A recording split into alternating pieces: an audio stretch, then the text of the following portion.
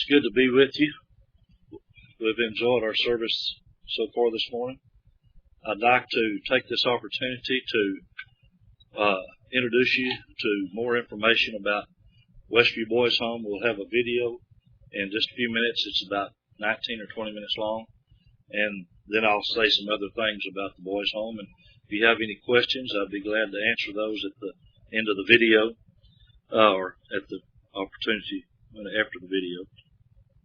We have a unique sort of opportunity at Westview Boys Home. We have young men. The home was started in 1956, and we serve boys only.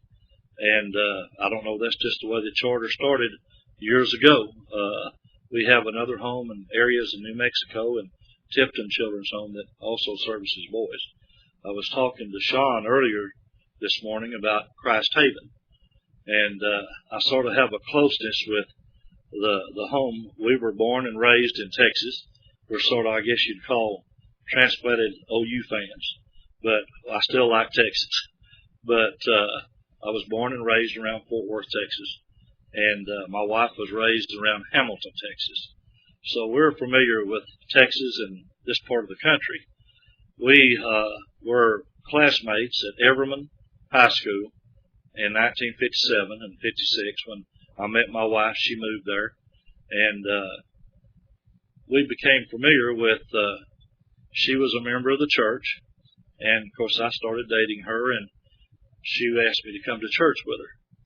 And I started going to church with her, and the preacher there at the time was James Standridge. And I don't know if you know him. At one time, he was, I think, one of the administrators at Christ Haven. And James Standridge baptized me. So I have a connection with the Christ Haven home and with those people there, and with James Standridge and his family. We moved to Hollis, Oklahoma in 1969, I believe, or 67. My wife keeps me straight on the dates. But we were house parents there for 10 years, and then I was the farm manager for 10 years. And the last several years I've been doing PR work and picking up groceries. And we appreciate what y'all do for us here at Royse City. You do a lot of groceries for us and do a wonderful job for that. Just overload us with groceries. And we appreciate your effort in the things that you support us with. I know individually you help us with financially to buy things for the cattle program and for the boys to have show pigs and show projects. We have a unique situation is in that we take children or boys of all ages. We have some boys that are 18 years of old age, 17, and in between, and even down as young as 3 years old. We don't get very many young kids, but right now we have a child and his brother that are 5 and 3, and then we have some other brothers that are 5 and 7, and then the rest of them are scattered along 10, 11, 12, 13 years old. But we provide homes for these young men to live in and give them the things that their family couldn't or wouldn't give to them. We'll go ahead and show the video now, and then we'll get back to it.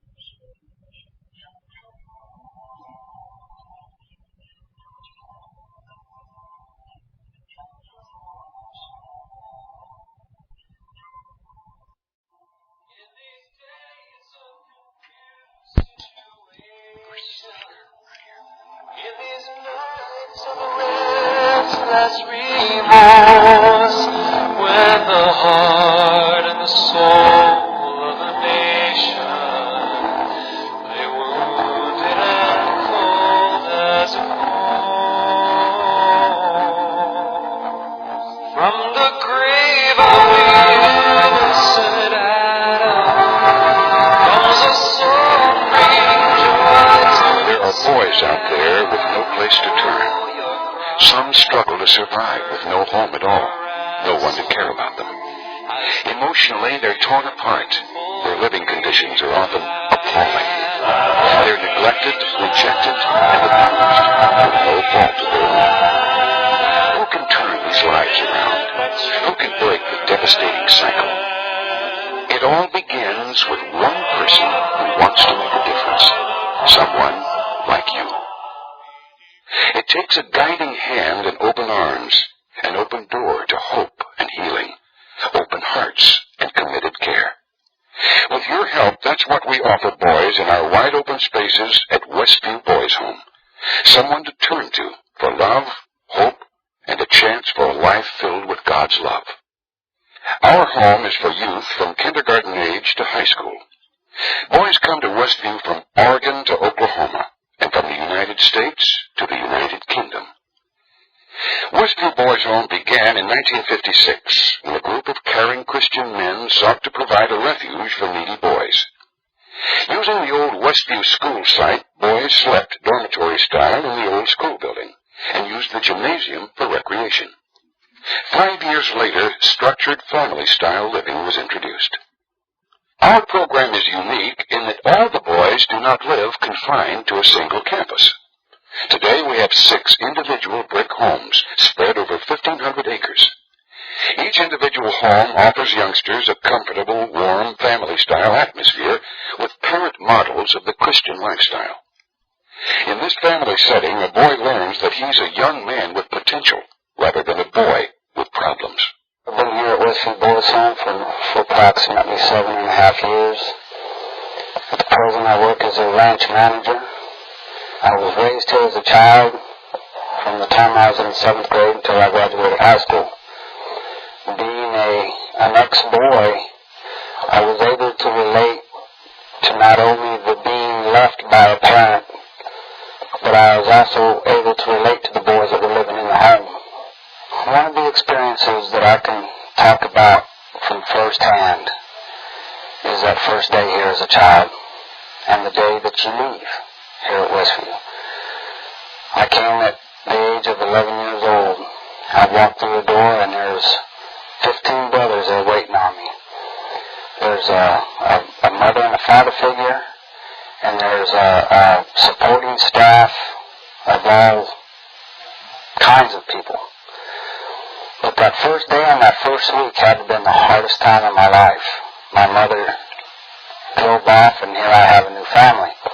We have boys that come in every day now that go through that very same situation. And it continues to be the same even to this day.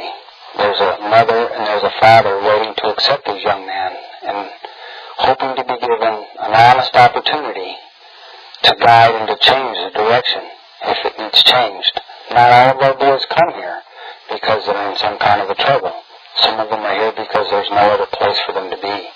Proverbs says, "Train a child in the way that he should go, and when he is old, he will not turn from it." That's our goal at Westview, turning boys around, one by one. But in order to train effectively, we must make sure our facility is the right place for each boy referred to us. We have no detaining facilities, and while we take boys with problems, our home is not designed for the severely disturbed young men whose needs would be best met in a treatment center. Most of our boys just need simple, straightforward, and consistent expectations. As boys learn to meet these expectations, they also learn, for the first time in their lives, they are capable of achievement, and we are there to show them someone cares. When a boy comes for the first time and is dropped off here, a lot of times they're kind of excited because they've seen the horses and they think it's going to be a lot of fun to come here. And then after a couple of weeks, they kind of start getting homesick, and that's usually when the tears come sometimes. And so you really have to be there for the boys. We wake the boys up at 5 o'clock in the morning. They start their room chores. They feed the horses and the chickens.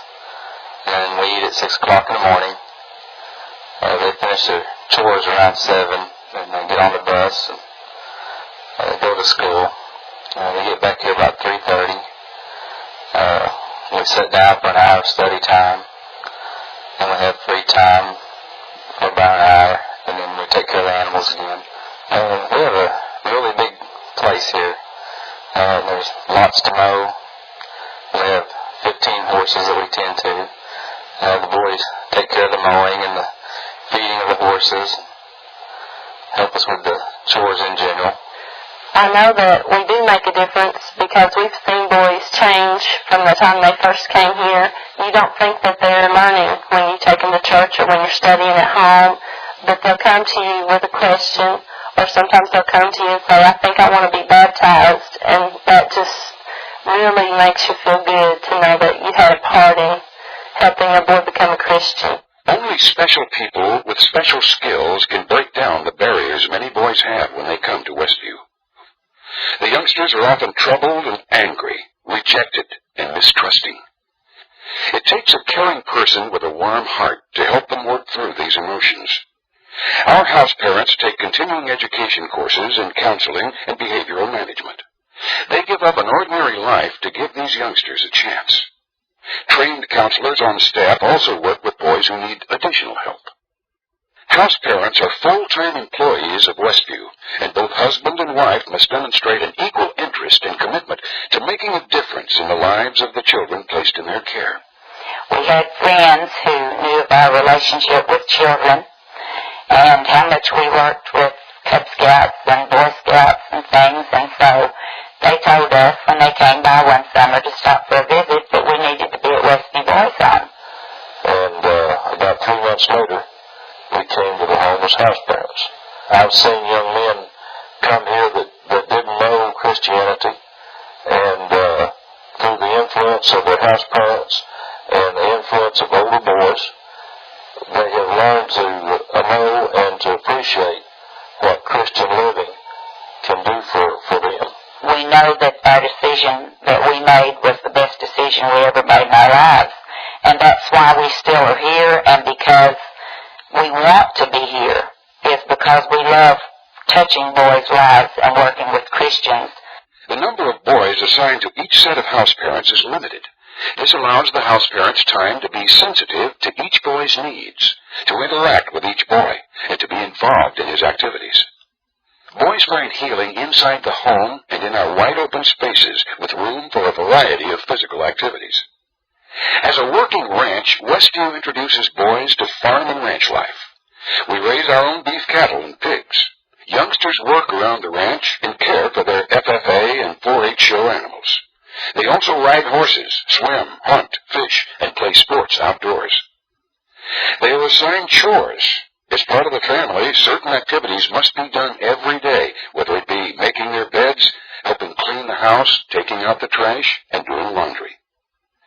While mending fences, caring for animals, or doing chores, the boys are taught to take their tasks seriously.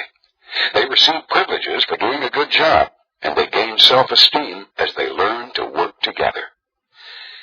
At the Hollis Church of Christ, Westview boys learn Christian values and morals. Boys learn to take responsibility and be accountable, to accept and respect authority, and to think of others. They learn not only by doing, but by living among good Christian adult role models. They become part of a family, part of a church, part of a community. They are active in church and youth functions. With guidance, the boys conduct their own devotional services. Many of these boys have never heard the gospel, and their hungry hearts often find fulfillment in new faith. Our boys are like tender young plants that struggle to survive. Given a chance and the right environment, they get stronger every day and grow into responsible young men. At Westview, we use guidance, love, and prayer to help harvest fruitful men from the needy boys that are put in our care. Many of the boys are loners when they first arrive at Westview. They must learn to trust and how it feels to belong. It's a long journey for them, but being close to nature helps quiet their spirit as they begin to change. It's a growing process, and when a boy finally opens his heart, he's home. Westview has changed my life in many different ways, because when I first came here, I didn't even think about graduating. I didn't believe in myself. I always thought negative of myself. They kind of gave me a big boost in life. I learned how to communicate with others. I've learned a lot about the gospel, and I'm thankful to the Lord that I had a chance to come over here and learn a lot of good things. Our spirited fun has a spiritual foundation, whatever we're doing. Roasting hot dogs and climbing trees, running in the woods and making new friends, taking trips together to amusement parks, baseball games, and church camps.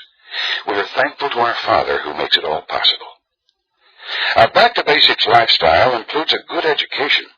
Westview boys attend Hollis Public School. Good grades are encouraged. Study times are part of their daily schedule. Boys help one another, and house parents devote a tremendous amount of time and energy to ensure the Westview boys have the opportunity to develop a good educational foundation for the future. The Westview boys' home office is located in downtown Hollis, Oklahoma. In our facility across the street, house mothers are able to shop for food and clothing donated by area churches and individuals. Your congregation may have participated in a food drive that benefits Westview. We depend on that help. Stocking the shelves is a continuous process. Growing boys love to eat. Our grocery truck travels to churches in Oklahoma, Kansas, and Texas to pick up donated items. Any of you who know the appetites and growing spurts of teenage boys can imagine the expense of feeding and clothing a large family of our size. But these physical provisions are no more important than the spiritual guidance so essential in the raising of a child in the way he should go.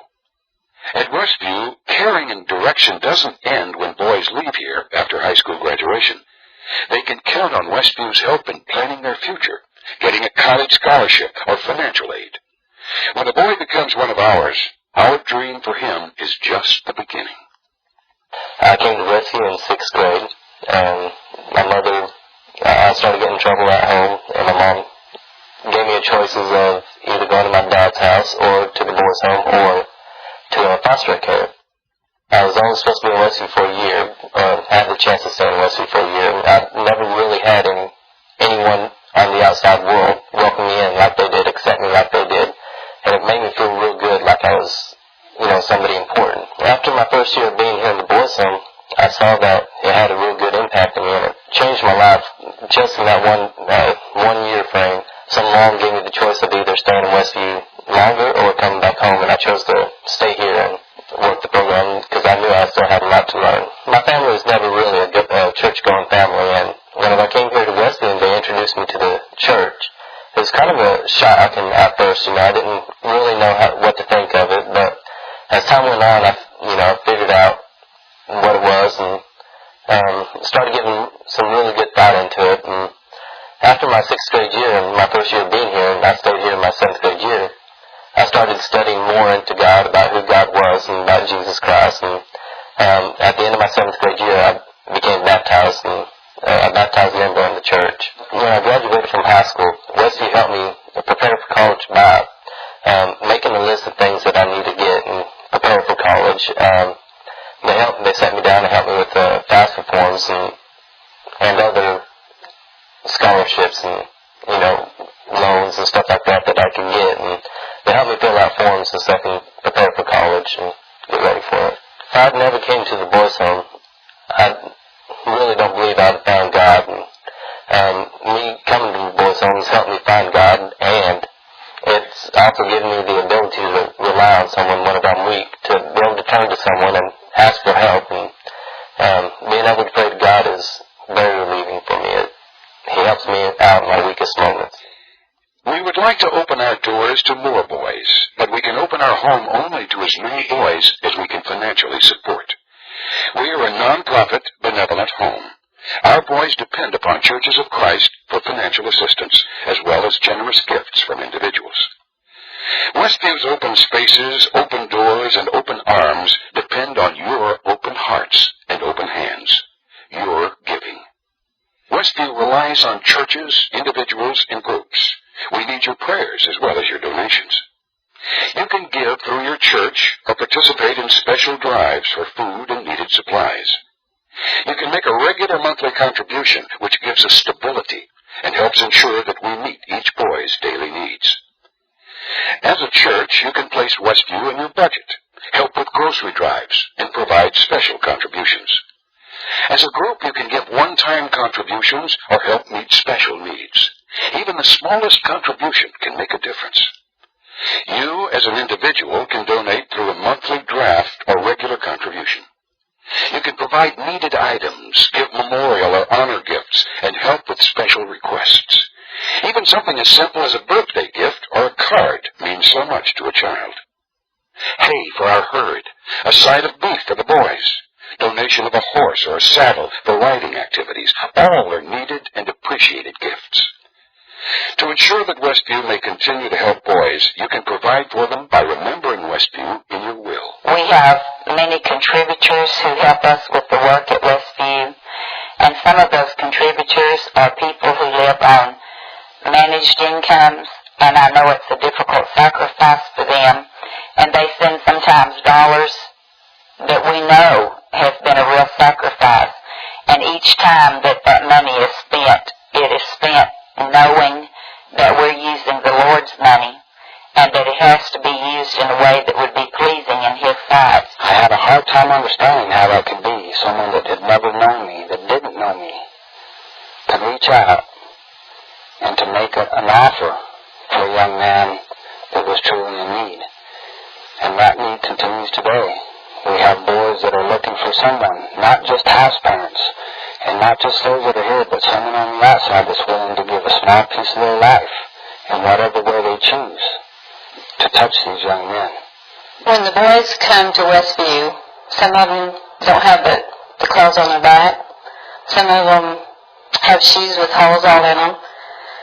We need money to clothe these boys, show them what it's like to have more than one set of clothes, to not live from a bag, to have a bed to sleep in, to have furniture to sit on, to be able to go to school and not be ashamed of what they wear, be able to have friends when they get older, have girlfriends, and it takes money. When our boys want to ride, they know they must first bridle a horse to guide it. They know the importance of control as well as free rein. With your help, Westview can equip these youngsters with direction in their lives. And with your help, we can guide them to the Lord, whose love is healing and everlasting. These boys are depending on you. You can rescue a life which otherwise might be thrown away. Your open heart opens many doors for these young men. That's why we are sharing our dream with you. Our dream that every boy can have a chance, a hope, a home, a future, with opportunities as endless as the horizon.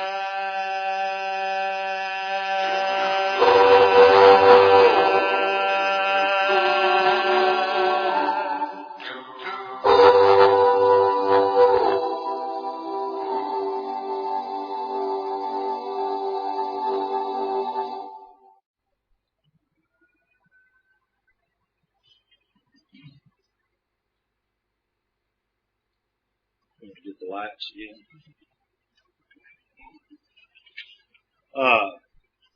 There's a lot of ways that you can help in this kind of a situation when you help children, and y'all do a great job with that.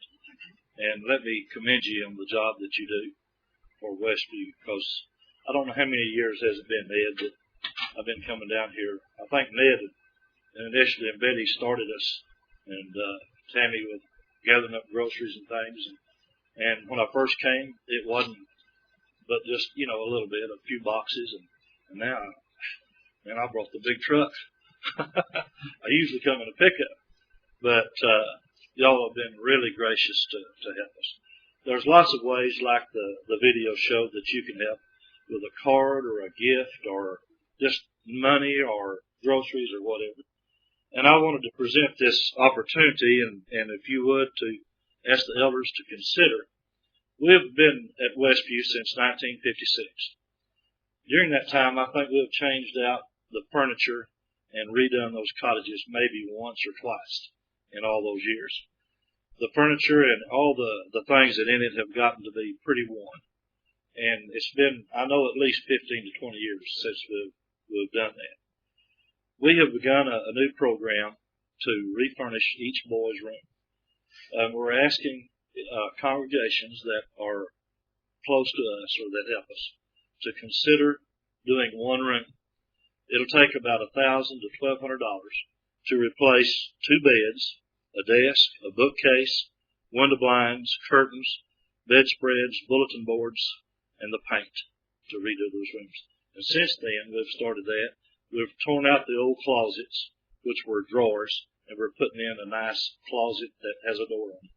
And we can hang their clothes and put their clothes and shells. So if you'd like to consider that, we'd appreciate it. I'll leave this with you, and you can look it over. And if you'd like to be a part of that, it takes, like I said, about $1,000 to $1,200 to redo a room for the boys, and we'd appreciate you considering that. I'd like to say just a few things about some of the kids that's in the video. How much time do I have left? Can someone tell me? About 15 or 20 minutes? Okay. I just didn't want to run over, and I wanted to get out what I wanted to say. So, we have 3 or 4 boys that's in Oklahoma Christian College and have been over the years, and had some at Lubbock Christian and some at Abilene in years past. But I think in the last year or so we've had 2 or 3 boys that's graduated. One boy that his name is Ray Moss. He graduated with honors just this past year from Oklahoma Christian. We've had Richard, the kid that spoke for quite a while there at the end. Richard came to us at about 7th grade, something like that. Richard is now a junior in college. And Richard, I told him, I said, Richard, in all the 6 or 7 years you've been at the home, I ain't never heard you talk that much. he was an awful quiet kind of a kid, and he went to college, and he met a young lady there a year ago, and they got married this past Christmas. And so we're still supporting Richard, and his wife is going to college with him. And Richard is a fine young man.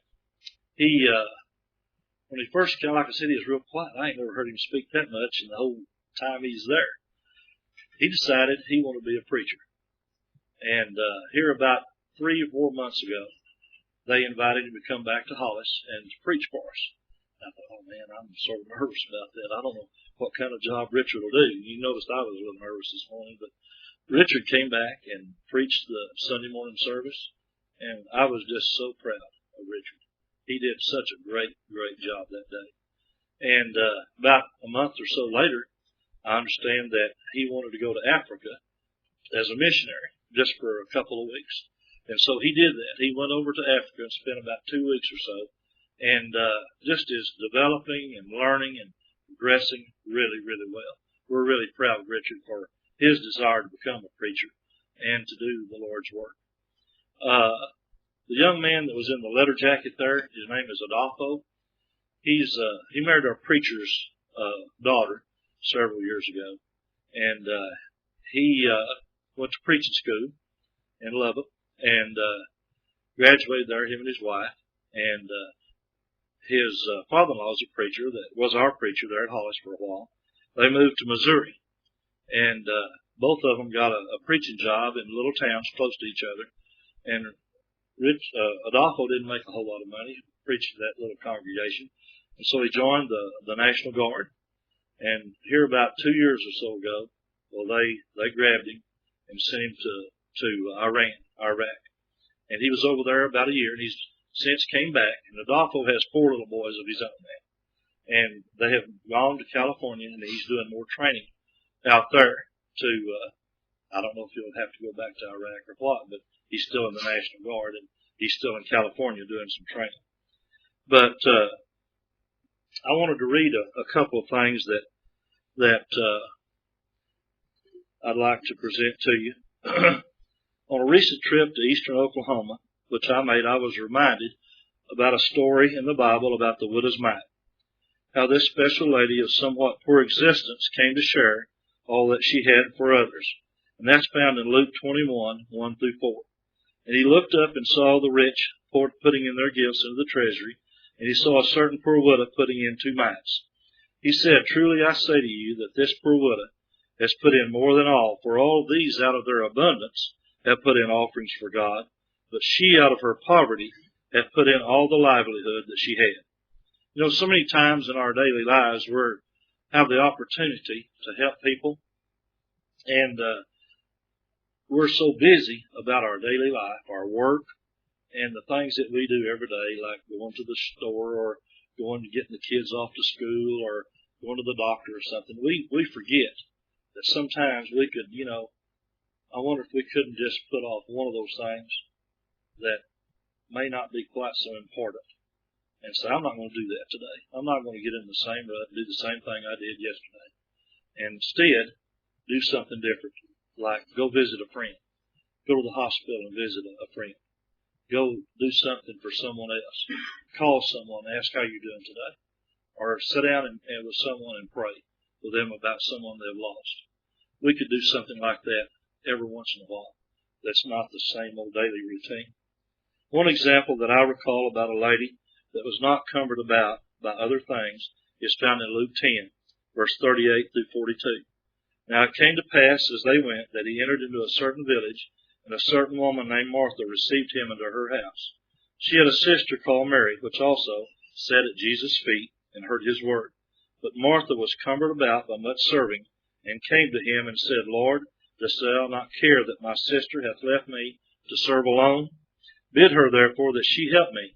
And Jesus answered and said unto her, Martha, Martha, thou art careful and troubled about many things, but this one thing is needful. Mary hath chosen that good part, which shall not be taken away from her. You know, Jesus had many good parts, didn't he, in his life? Jesus was not too good to do a lot of different things, even including washing the disciples' feet. I watch Emerald Live a lot on the Food Network, and Emerald has a saying, you know, I'm going to step it up another notch. Well, I feel that's sort of what Mary did here in this instance. Mary just stepped it up another notch. She was doing what she needed to do and what the Lord wanted her to do by serving the Lord. So we can step it up another notch sometimes.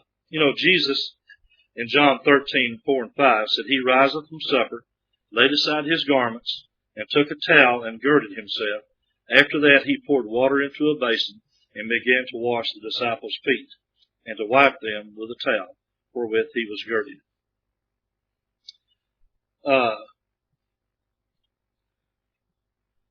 I'm reminded of a story that's a true story. And this happened to me about 3 years ago. I'm the one that comes around and picks up the groceries like I do here. And I was on a trip to eastern Oklahoma, a little town, and I called the lady because I have a cell phone with me in my truck. And we send out a 6-week letter and a list of things that we need. And then we send out a 2-week letter stating what day I'll probably be there. And when I get within 5 minutes, I call the contact person and say, would you meet me at the church and let me in to pick up the groceries for the boys' home? And I did this, and this lady, Ms. Digby, she said, yeah, Burl, I'll meet you there in about 5 minutes. And so we arrived about the same time. And she opened the door for me, and there was 2 grocery shopping basket carts in there with some other things on the floor, some little sacks and things. And I took it out, the first one out, and started unloading it in my truck out here. And I reached in that basket and I picked up little plastic bags like Walmart bags. And it was really heavy bag. And I had to use 2 hands to pick it up, put it in the truck. And I don't usually look in those bags or boxes when we get stuff. I just put them in there and go on to the next stop and then get home and unload it. But I reached in that basket and got another sack, and it was really heavy. Same thing. And I just wondered to myself, I said, wonder what is in them sacks that makes them so heavy. And well, it wasn't canned goods because it wasn't rattling. And so I just opened it up and looked in it, and it was sugar. There was a 10-pound bag of sugar in there and several 5-pound bags of sugar in there. And Miss Digby was pushing out the other cart about that time, and she asked me, said, Burl, would you like to know where that sugar comes from? And I said, I sure would. And she said, well, we have a handicapped lady here. And when we get that 6-week letter, she goes and starts saving her money. And when she gets that 2-week letter, she has one of her friends come and pick her up. She's a handicapped lady and on a limited income and a widow lady. And she said she has this friend come pick her up, take her to the store, and she buys the sugar. And she said one time I asked her, said, why do you just buy sugar when it's not even on their list? She said, you know, we have a list of all these other things they want. And she said, well, I'll tell you why I buy sugar. I want those boys to have some sweets. I want them to have some cookies or a candy or a pie or something, and I'm going to make sure that I bring that sugar for them every time. I said, okay, that's great. I'd like to meet this lady sometime. And she told me her name. Her name is Miss Johnson. And I said,